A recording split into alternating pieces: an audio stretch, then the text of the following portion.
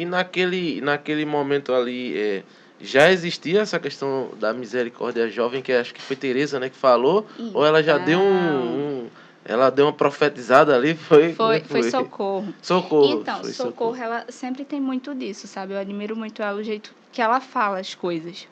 E eu acho que ali ela não teria percebido ainda. Eu nunca fiz essa pergunta a ela, mas o modo como ela falou foi tão assim que eu vi, como ela estava falando, que parecia mesmo o Espírito Santo falando. Tipo, padre, se liga que aqui também é filho da misericórdia jovem, vai ser aqui em Recife. E eu acho que no coração do padre já tinha esse desejo, né? E o que aconteceu? Aos poucos eu fui continuando minha caminhada no grupo. E passava pela minha cabeça assim um grupo jovem, mas eu pensava, só eu, sabe? E aí chegou 2020, chegou a pandemia, o grupo ficou online. No final de 2020, eu recebi um convite que eu digo assim, obra de Deus. Porque eu comecei a avançar mais nos estudos da palavra também, no Diário de Santa Faustina, eu conhecia do grupo, aí eu quis me aprofundar mais. Cal começou formação online, o que abastecia muito a gente, muito, muito, isso do viver mesmo. E aí Adriano, que também é um FMJ, começou a participar dessas reuniões. E eu vi a Adriana, tem outro jovem, gente, eu pensava que era só eu. E aí Cal comentou de Adriano, Regina também comentou.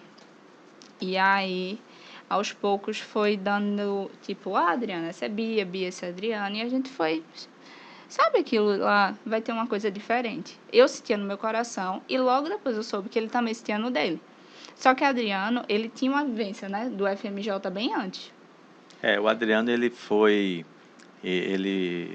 tão interessante, porque assim, os Filhos da Misericórdia Jovem, já que a gente entrou no assunto, em 2008 começaram os Filhos da Misericórdia, e até então era Filhos da Misericórdia. Mas em 2016 teve um congresso, o Padre Adilson organizou um congresso eucarístico para jovens. Lá em Arco Verde. Aconteceu inclusive na escola, no Colégio Cardeal, na quadra do Colégio Cardeal, não foi nem no santuário. Sim, não foi.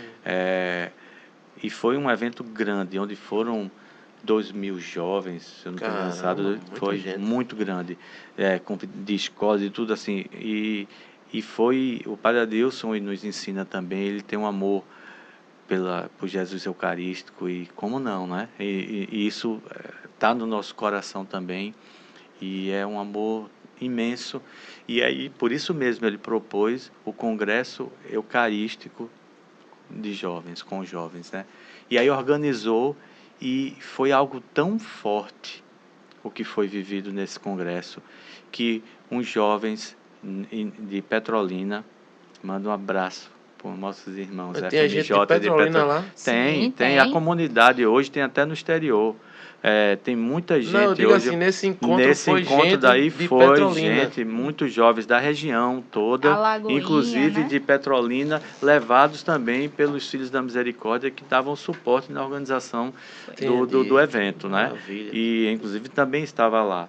E aí esses jovens foram tão tocados, voltando para casa, disseram: e por que a gente não faz os Filhos da Misericórdia Jovem? Eita, olha aí.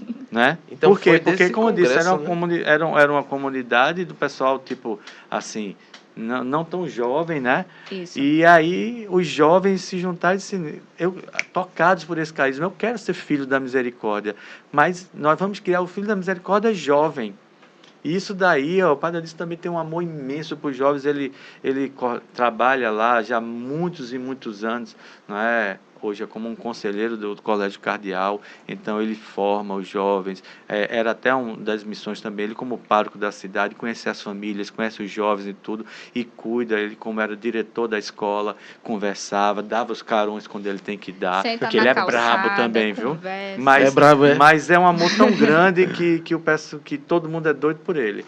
E aí ele já tinha esse amor tão grande, e obviamente, como não? E aí os filhos, aí começaram os Filhos da Misericórdia Jovem, com os jovens no Vale do São Francisco, exatamente. E aí passou a ser oficialmente para a comunidade também tem os Filhos da Misericórdia, os Filhos da Misericórdia Jovem e os Filhos da Misericórdia Criança, hoje também. Entendeu? Então, esses jovens começaram, como a missão foi crescendo, a comunidade crescendo, aí tem a missão do Vale de São Francisco, tem Petrolina, toda a região daquelas cidades próximas aí, você vem descendo até chegar em Recife, né? Um monte dessas cidades tem missão dos Filhos da Misericórdia, inclusive várias, em algumas delas surgiram jovens. Mas aqui em Recife ainda não tinha surgido. Engraçado que a comunidade e os Filhos da Misericórdia começaram aqui, né? A comunidade começou aqui, mas até então os Filhos da Misericórdia Jovem aqui não tinha. Aí não tinha. Aí a gente teve um evento, se eu não me engano, foi em 2016 também. Que aí foi no final desse retiro, um retiro de 2 dias, com o Padre Adilson e com os Filhos da Misericórdia, e Adriano chega lá. Pena que esse Adriano não está aqui hoje, a gente pode depois chamar ele um dia.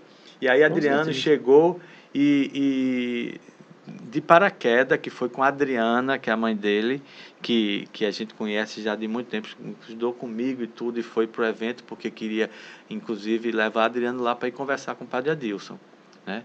Assim, sempre quando as coisas estão, né? Os pais disseram, Padre Adilson, Padre Adilson, vamos botar para conversar com o Padre Adilson. Foi lá para ele conversar com o Padre Adilson. Inclusive, o Padre Adilson, assim, Padre Adilson é padrinho de crisma de Adriano. Né? E aí, porque é da cidade, a Adriana também é de Arco Verde, conhece, a mãe de Adriano conhece, né, o Padre Adilson desde pequenininho e tudo. E aí, ele foi lá. E no finalzinho do encontro, nesse momento, foi onde a gente estava definindo, dentro da estrutura da comunidade aqui, que tem aqui, eu e Simone, nós coordenamos a missão Grande Recife dos Filhos da Misericórdia, e dentro daqui da região metropolitana tem vários grupos de oração, e cada grupo de oração tem hoje, né, tem uma coordenação, e nesse dia foi que a gente oficializou isso como designando os coordenadores dos grupos de oração. E foi um momento bem importante para a nossa comunidade. E a gente falou que como era bom e que a gente reza para que surjam jovens que queiram ser...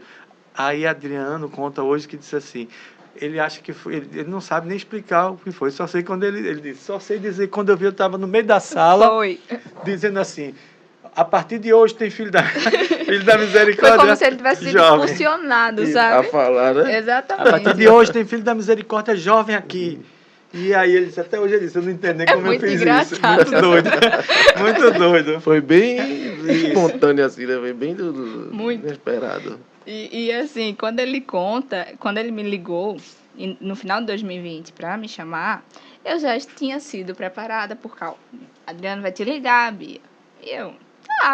só que eu acho que a Adriana não vai ligar hoje, não. E aí, Regina, que eu chamo ela de mãe, é uma mãe de coração, né? E aí a Adriana não vai ligar nada. Ela vai. Olha, você tinha que ver ele falando no grupo, como ele falou de uma forma diferente. Eu, vou esperar. Beleza. Quando eu menos espero, meu celular toca um número diferente.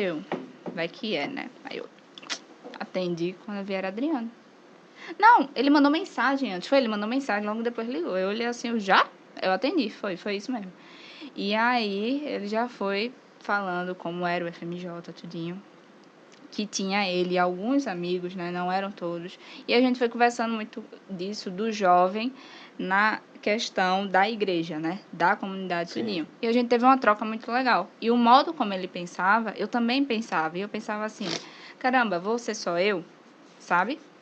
E ele ficou falando disso, falando, e a gente conversou, e ele me chamou no final, vamos. Foi isso, vamos. Então, quando eu disse o sim mais uma vez, tudo começou a se transformar. E a gente teve ideias, ele me botou no grupo, e aí a gente foi conversando, e também teve um retiro, né? Um retiro muito importante, que naquele momento tudo mudou, mais uma vez. Eu e Adriano fomos para Casa Filha, que é aqui, e aí a gente começou o dia na missa, depois a gente foi para lá, viu uma pregação de Padre Paulo Ricardo, foi anotando, depois a gente teve um momento assim, cada um vai para um canto da casa. E nesse canto vocês vão orar e escrever algo. Tipo um deserto, né? Exatamente. E nisso, ele escreveu lá o dele e eu escrevi o meu. E eu escrevi uma carta chamada Via do Amor, onde eu me entregava completamente, não só para a missão do FMJ, mas para a missão que Deus tinha comigo. Nessa carta, eu digo assim: os meus olhos não são meus, os meus ouvidos também não são meus. A minha boca é tua, Senhor. As minhas mãos, todo o meu ser, vai fazer tudo aquilo que tu queres. Ou seja, eu entrego o meu coração, meus olhos, tudo, para tu fazer a tua obra através de mim. E Adriano também tinha esse desejo. E depois disso, ele abriu o coração dele, e aí a gente tirou uma passagem, e a passagem dele dizia que para ir, de acordo com como ele abriu o coração, para ir para o quarto e orar. E foi isso que ele fez, entendeu? Então, tudo isso tem muito a ver, porque a gente que é jovem, a gente tem muita pressa, a gente tem muita vontade de levar Jesus para o outro. E a gente fica, muitas vezes, pensando: meu Deus, como o outro ainda não sente o que eu sinto? Como é que o outro não vê o que eu vejo? E é aí que tá quando Deus vai trabalhando a paciência. Você é jovem, mas vamos com calma, né, filha? Tem a paciência, tem a questão de construir algo, de se formar, de se fortalecer. Se você não se fortalece, não se forma, como você vai passar para o outro tudo aquilo que eu quero da forma mais linda possível? Porque Deus é isso, né? Ele quer tudo da melhor forma. E aí Cal fala muito disso. Vamos formar os jovens, vamos fazer isso e aquilo. Quando a gente pensa nisso, a gente realmente, cada passo de cada vez, né? E aí 2021 foi bastante disso. Troca de mensagens, né? E a construção para chegar nesse ano de 2022 e ter a melhor notícia que a gente podia ter. E que a gente vai contar.